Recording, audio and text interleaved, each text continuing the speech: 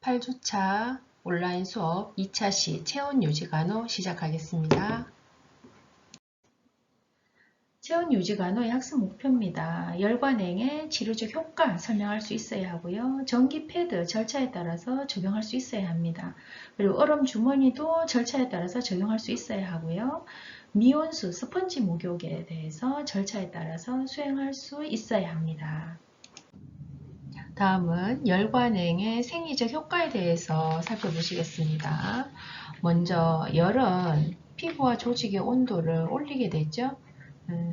온도가 올라가게 되면 혈관은 확장이 됩니다. 이렇게 혈관이 확장이 되면 조직으로 가는 혈류는 증가하게 되겠죠. 혈류가 증가하게 되면 산소와 영양 공급이 증가하고 그리고 손상 조직의 정맥 우려를 감소시키게 됩니다. 정맥이 한 군데로 모여있던 것이 잘 흐름이 원활하게 됨에 따라서 우열이 감소되는 결과죠. 그리고 열에 의한 혈관 확장은 세포의 신진대사를 증진시키죠. 그 결과 신진대사가 증진되니 조직의 산소 요구량을 증가시키게 됩니다. 그래서 이 열은 모세혈관의 투과성을 또 증가시킵니다. 따라서 세포 외액과 그리고 혈장 단백질과 같은 물질이 세포벽을 더 잘 통과해서 부종을 초래하게 되는데 이것은 열을 적용하는 것으로 인한 부작용 중에 하나가 되겠습니다. 그리고 열은요, 혈액의 점도를 감소시킵니다. 점도라고 하면은 끈적한 정도죠. 그러니까 묽어진다는 얘기입니다. 그래서 이 점도를 감소시켜서 상처 부위로 백혈구하고 항체 운반을 증진시키고 그리고 식균세포, 백혈구죠. 식균세포의 활동을 증가시켜서 염증 과정을 촉진시킵니다. 동시에 노폐물 제거를 촉진하고 응고 시간을 연장시킵니다. 그리고 열은 근육을 이완시킵니다. 연축이라고 돼 있죠? 근육의 연축. 연축이라고 하는 것은 근육의 불수의적인 수축을 말합니다. 그래서 근데 열은 이것을 수축된 것을 이완시킵니다. 그리고 이 연축을 완화하고 그리고 관절이 뻣뻣한 정도, 이 관절 강직을 감소시킵니다. 근육이 이완이 되면 신경 전도가 증가하죠. 그리고 혈관이 확장되기 때문입니다. 그리고 열은 통증을 완화시킵니다. 특정 신경 섬유를 자극을 해서 통증 자극을 뇌의 중심으로 전달할 수 있는 통로를 차단해서 통증을 완화하는 데 도움을 주게 됩니다. 열의 이러한 이완 효과는 대상자로 하여금 안위를 도모하고 그리고 혈관의 확장 효과는 허열은 피가 모자라는 거죠. 이스케미아, 허열로 인한 근경직의 통증을 완화하는 데 굉장히 유용하게 쓰여집니다. 그리고 냉요법입니다. 차갑게 하는 겁니다. 콜드 세라피. 이것은 연료법의 효과의 반대입니다. 차게 하는 것은 피부와 기저 조직의 온도를 낮추고 혈관 수축을 일으키죠. 이러한 냉에 장기간 노출이 되면 혈액의 순환장애, 그리고 세포의 파괴, 그리고 혈액이 가지 않기 때문에 산소와 영양 부족으로 인해서 조직의 손상 등과 같은 부작용이 발생할 수 있습니다. 그래서 모든 것이 냉요법을 하게 되면 혈관이 수축하고 대사는 느려지고 모든 것이 감소되는데 증가되는 것은 혈액의 점도입니다. 끈끈함의 정도가 증가되기 때문에 혈류량도 감소하게 되는 결과를 가져오게 되죠. 근데 이러한 냉요법이 효과가 좋은 곳이 어디냐? 자, 냉요법은 외상 직후에 부종과 그리고 출혈을 줄이기 위해서 삐었을 때 염좌, 타박상, 골절에 자주 사용이 됩니다. 그래서 냉요법은 골절이 됐다, 외상을 입었다 이럴 때 72시간까지는 냉요법을 사용을 하고요. 72시간이 지나게 되면 부었는 것을 혈류량을 증가시켜서 재흡수를 돕도록 하는 온요법을 적용하게 됩니다. 다음은 열과 냉요법의 적응증과 금기증 보시겠습니다. 이 부분은 여러분들 교재 17페이지, 18페이지, 19페이지까지 자세하게 설명이 되어져 있으니 교재를 꼭 좀 꼼꼼히 읽어보시고요. 공통적으로 연료법은요, 혈류를 증가시킵니다. 그래서 필수 영양소와 산소를 공급해주죠. 그러면 이렇게 필수 영양소와 산소를 공급해 줌으로 인해서 상체의 치유를 촉진시키고 통증을 감소시킵니다. 그리고 만성적인 근육통과 경직일 때에는 근육을 이완시키는 작용을 하죠. 그리고 붓기를 증가시키고 상태를 악화시킬 수 있기 때문에 새로운 부상이나 염증 부위에는 연료법이 적합하지 않습니다. 반대로 냉요법은 혈관을 수축시킵니다. 그래서 혈류 감소로 인한 부종을 최소화시키고요. 부위를 마비시켜서 신경마비로 인해 일시적인 통증을 감소시키는 역할을 합니다. 즉 신경활동을 감소시키죠. 그리고 근육 압박이 되는 것을 완화시키고 그리고 혈류를 제한하기 때문에 경직된 근육이나 순환이 잘 되지 않는 부위에는 냉요법을 사용하지 않습니다. 냉요법의 종류입니다. 냉요법에는 얼음 주머니, 냉팩, 저체온 담요, 냉스포, 미온수 스펀지 목욕, 알코올 스펀지 목욕 등이 있고요. 온요법에 더운 물주머니, 전기 열 패드, 아쿠아더미아 패드, 열 램프, 열 크레들, 열팩, 온스포, 좌욕, 더운 물 침수, 기타 등등 이런 것들이 있습니다. 다음은 전기 패드 보시겠습니다. 자, 실습 목표는 이 전기 패드를 절차에 따라서 적용할 수 있다입니다. 필요한 물품은요, 이 전기 패드하고 그리고 패드 커버 그리고 수건이 필요하겠습니다. 자, 전기 패드의 수행 항목 한번 보시겠습니다. 물갑인으로 손위생하고 물품 준비하고 그리고 전기 패드가 잘 작동되는지 확인합니다. 그리고 환자에게 가서 자기소개하고 손위생 실시합니다. 그리고 환자 확인하죠. 그리고 7번째는 전기 패드의 적용 목적, 절차 설명합니다. 뭐든지 먼저 설명을 해줘야지 대상자의 협조를 잘 구할 수 있죠. 그리고 환자의 불안도도 좀 감소시키고 그리고 전기 패드의 목적은 적용 부위 혈관 확장시켜서 순환을 촉진하는 거죠. 그리고 대상자의 적용 부위를 노출시킵니다. 그리고 필요하면 노출 전에 커튼이나 스크린을 쳐서 환자의 프라이버시를 좀 예방해 줍니다. 그리고 9번째, 열이 가해질 피부 상태 사정해 봅니다. 내가 전기 패드를 대줄 부위가 되죠. 그 적용 피부 부위에 피부를 수건으로 잘 닦아서 건조시킵니다. 아무래도 전기가 통하니까 전기 패드를 놓잖아요. 물론 전류가 흐르는 건 아니겠지만 물기가 있으면 혹시나 전기 사고가 생길 수 있죠. 그래서 물기가 없도록 잘 건조시키도록 합니다. 그리고 10번째는 전기 패드를 커버로 덮고 플러그를 연결해서 온도를 맞춰줍니다. 그래서 일단 패드를 커버로 한번 감싸줘야 됩니다. 그래야지 직접 접촉으로 인한 피부 상해를 예방하고 그리고 처방된 온도를 잘 조절을 해서 화상을 예방하고 치료 효과를 높이기 위함이죠. 그 다음은 전기 패드를 신체에 고정시키기 위해서 안전핀을 사용하진 않습니다. 필요하면 대상자가 뜨거워 불편해 하면은 언제든지 패드를 제거할 수 있어야 되지 이게 그 부위에 잘 고정시키려고 환자의 몸에다가 핀으로 꿰매 놓으면 안 된다는 얘기예요. 그리고 다음은 피부 상태와 열에 대한 대상자의 반응을 자주 사정을 합니다. 그래서 피부에 혹시나 종창이나 발적, 통증이 있으면 패드를 즉시 제거합니다. 대상자에 따라서 피부가 약한 사람은 적정한 온도를 취했지만 화상이 생길 수 있고요.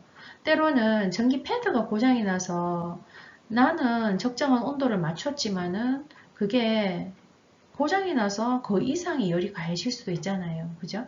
그래서 이러한 증상이 있다면 즉시 제거하도록 합니다. 그리고 처방된 시간이 지나면 패드를 제거하도록 합니다. 효과가 나타나는 것은 20분에서 30분 사이입니다.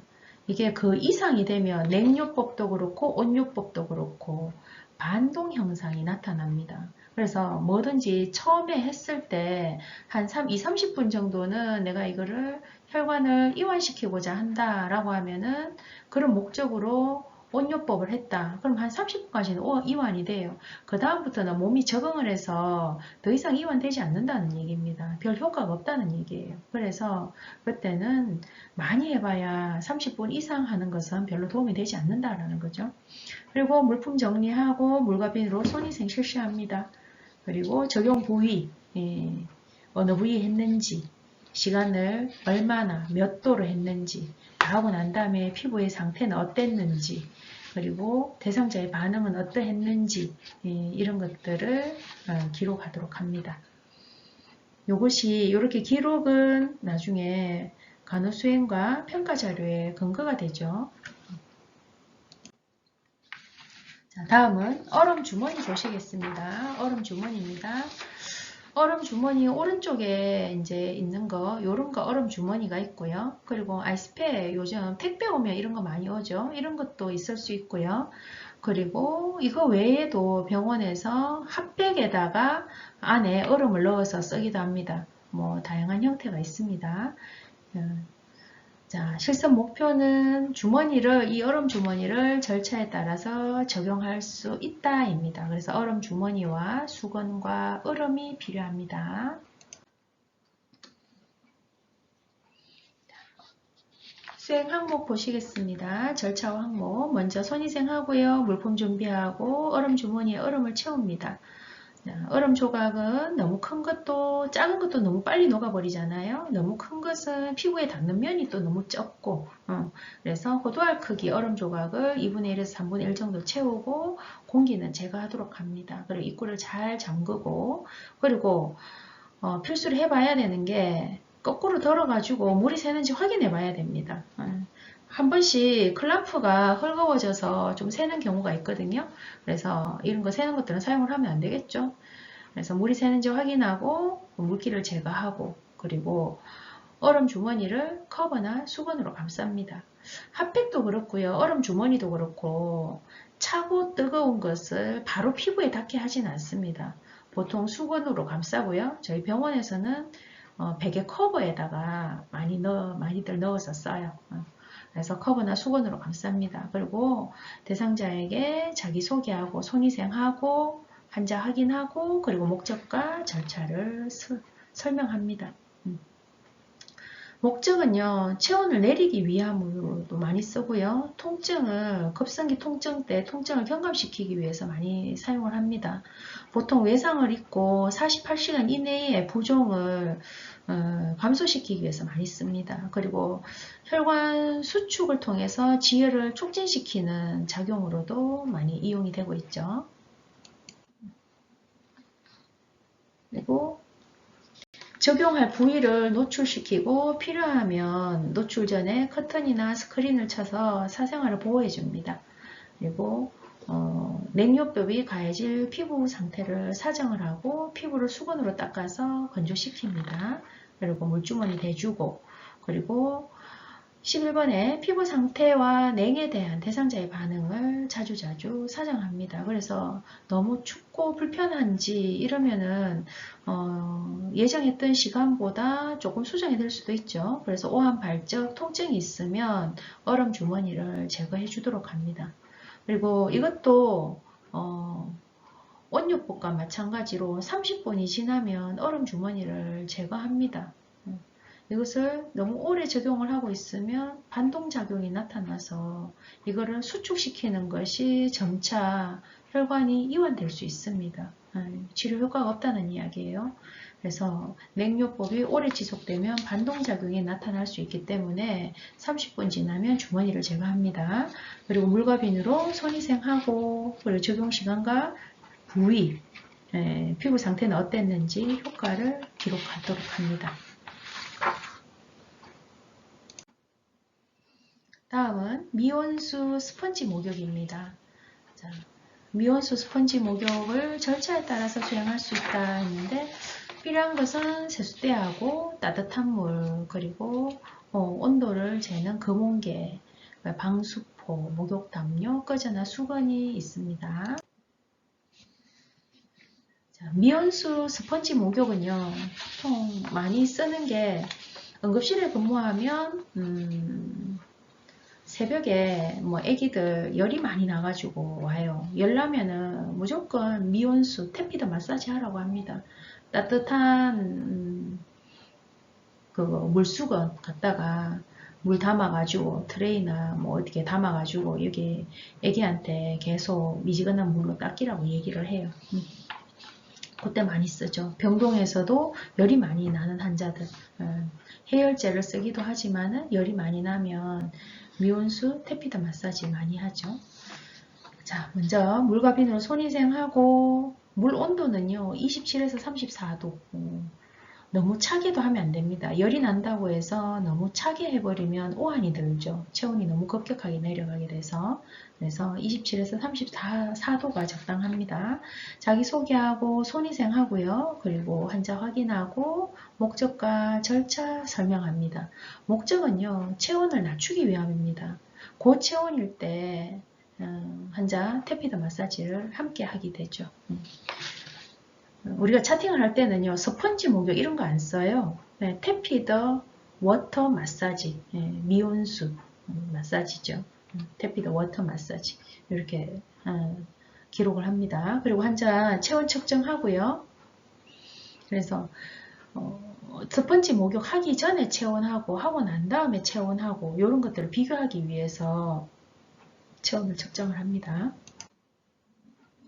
커튼 치고 목욕담요 덮여주고 그리고 물이 흐르잖아요. 그러니까 바닥에 방수포를 깔아줘야 됩니다. 적용 부위 노출시키고 방수포 깔아주고요. 그리고 이 미온수의 적신이 꺼져나 수건을 이용을 해서 얼굴, 팔다리 등 순서로 얼굴 하고요. 그 다음에는 심장에서 먼 부위부터 닦아주는 겁니다. 팔, 다리, 등, 엉덩이 순으로 닦아줍니다. 그래서 3, 5분 동안 혹은 대상자가 견딜 수 있을 때까지 천천히 부드럽게 닦아주도록 합니다. 이때 복부는 닦지 않습니다. 배에다가 이렇게 미온수 마사지를 하게 되면 장에 연동운동이 증가가 돼서 좀 복통이 생길 수 있어요. 그래서 배는 닦지 않습니다. 등은 닦아도 등하고 겨드랑이는 닦아요. 근데 배는 닦지 않아요. 자, 그러고 20-30분 동안 계속 실시하면서 피부색과 맥박을 확인하도록 합니다. 이것도 뭐든지 30분 이상 하게 되면은 별로 효과가 없어요. 그래서 30분 이상 초과하게 되면요, 모세혈관이 이완이 돼서 반동 효과가 나타날 수 있습니다. 그래서 한 2-30분, 길어야 뭐든지 내원요법은 30분 이내입니다. 그래서 계속 실시하면서 대상자의 피부색과 맥박을 확인합니다. 그래서 이 스펀지 목욕 마치면 피부는 문지르지 말고 두드려서 말려줍니다. 이게 막 문질러서 닿게 되면요, 열을 낮춰주려고 했잖아요. 지금 체온이 높은 사람을 열을 떨어뜨리기 위해서 했는데 문지르면 세포 운동이 돼서 세포 운동이 증가해서 열이 발생을 해버려요. 오히려 또 열을 나게 하거든요. 그래서 문지르지 않고 두드려서 말려줍니다. 톡톡톡톡 치는 거예요. 그래서 체온, 맥박, 호흡을 측정해서 비교하도록 합니다. 물품 정리하고 손위생하고요. 그리고 시간과 적용 시간과 부위, 활력 징후, 대상자의 반응을 기록하도록 합니다. 지금까지 한 체온 유지와 관련한 퀴즈가 LMS에 탑재되어져 있습니다. 모두 3문항입니다. 퀴즈를 수행해 주시기 바랍니다. 다들 수고하셨습니다. 이것으로 8주차 비대면 온라인 수업을 마치도록 하겠습니다. 다음 시간 수업 내용은 수술 전후 간호와 배액관 간호 실습이 준비되어져 있습니다. 실습실에서 뵙겠습니다. 고생하셨습니다.